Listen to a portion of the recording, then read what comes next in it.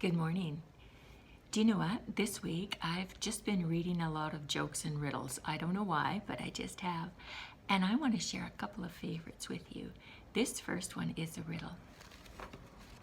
And it says, why are seagulls called seagulls?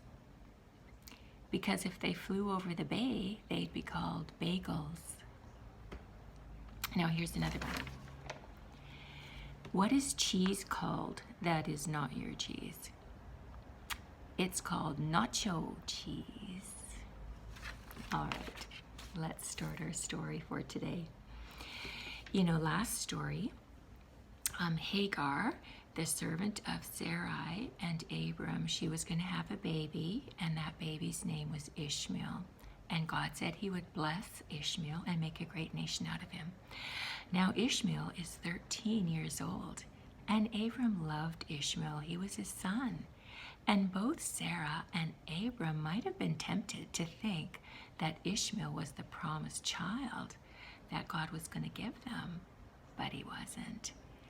One day God stepped into Abram's life again in a powerful way, and he said, Abram, I am Almighty God. Walk before me and be blameless. When Abram heard that, he just fell on his face on the ground. I mean, I think you and I might do that too if God suddenly appeared to us. And God said to Abram, walk before me and be blameless. That means remember that I am near. I am always close to you. Remember that.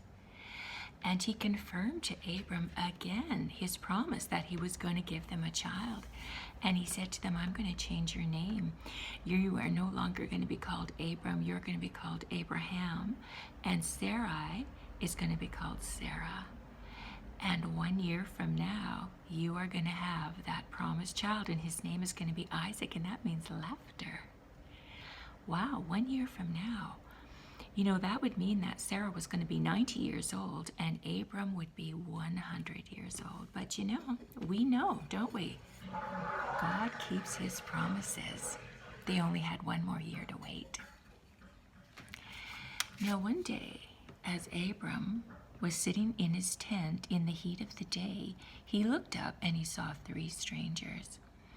Now, in those days, hospitality was very, very important. And so he ran towards them, and he bowed down and he said, please stay a while, rest here, and I'll give you something to eat before you go on your way. And so they did. But you know, Abram didn't know at that moment that 2 of those men were angels, and one of them was the Lord himself. So they sat down and they had a good meal. And when they were finished, the Lord said to Abram, where is Sarah? And Abraham said, well, she's in the tent. But you know what? Sarah wasn't in the tent. She was listening at the door of the tent so that she could hear what they were saying. And then she heard these words. The Lord said, when I come back in 1 year from now, Sarah will have a child. And you know what? When Sarah heard that, she laughed to herself. She said, how could I have a child? I mean, next year I'll be 90 years old and my body is worn out. Impossible. And then the Lord said to Abraham, why did Sarah laugh? Is anything too hard for the Lord? But you know, Sarah came out and she said, I didn't laugh. She was afraid. How could somebody read her mind? But the Lord said, yes, you did laugh. So Sarah was challenged to trust God and to believe what God said would happen. And she did. She believed that the next year she would have a child. Now, when the 3 men were done, they got up to leave, and Abraham walked with them, and they were walking towards the city of Sodom. Do you remember Sodom? That's where Lot had gone to live. It was a wicked city, full of great sinning. Do you know the Bible calls Abraham the friend of God? Isn't that wonderful, to be called the friend of God? And as they were walking along, the Lord said to himself, shall I hide from Abraham what I'm about to do? And so he said to Abraham, I am going to destroy the city of Sodom and Gomorrah, that was another city close to Sodom, because their sinning is so great. You know, God will not let sin go on forever. He will judge it. Well, the two men, they turned and they went to go towards Sodom. But Abram stood before the Lord. You know, he was thinking about Lot. I mean, Lot was in Sodom.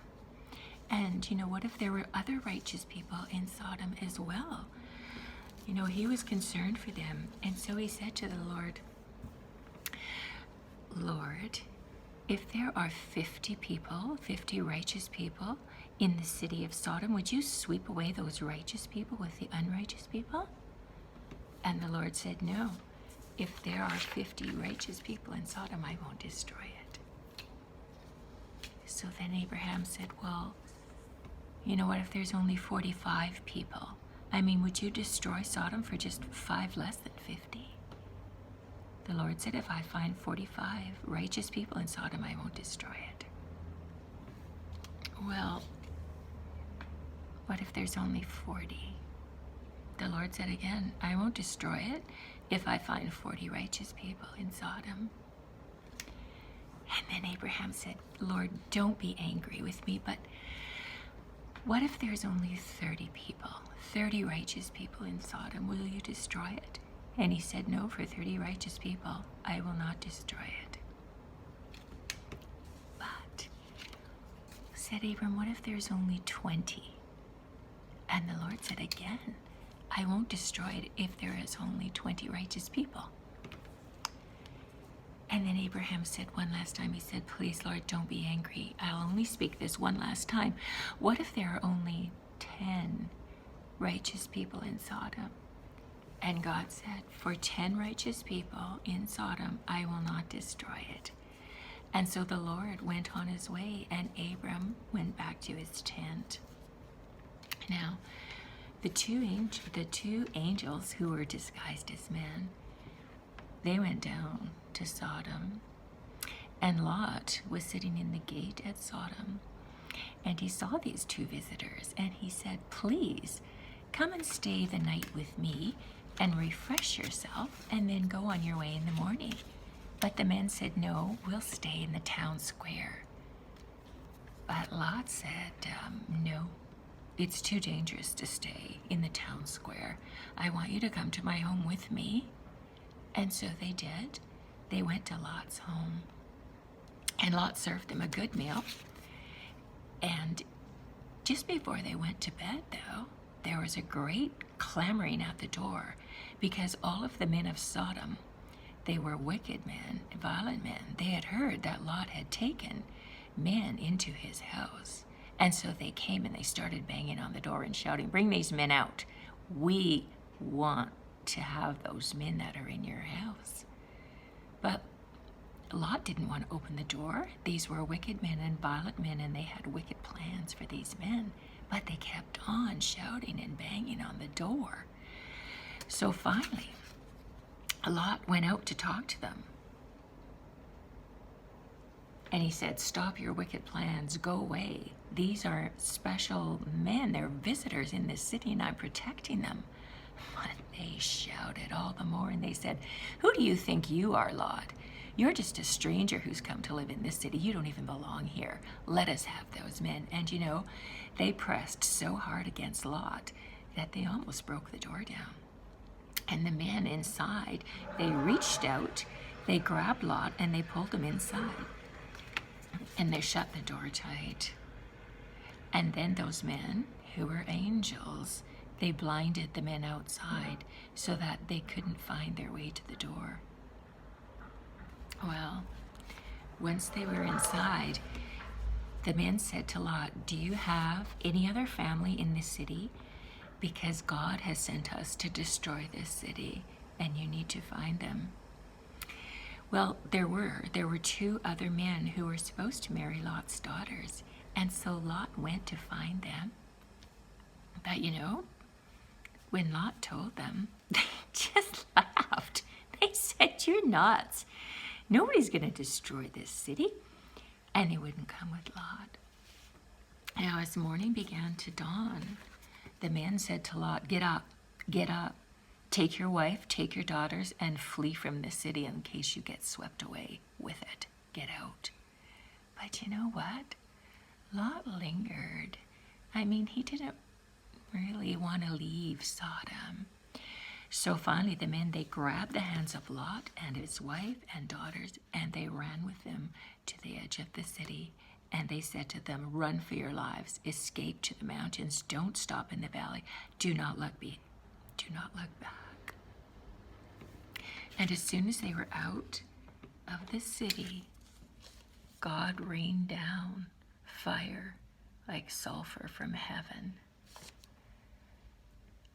You can see that it's destroying all of the city. The Bible says that it destroyed every living person. Everything that was on the ground was killed, it died. And you can see here Lot and his daughters are escaping, but Lot's wife is behind. You know, Lot's wife had no love in her heart for God. Everything she left was back in Sodom. Her house, her beautiful silk clothes, her jewelry, all of her friends were back there.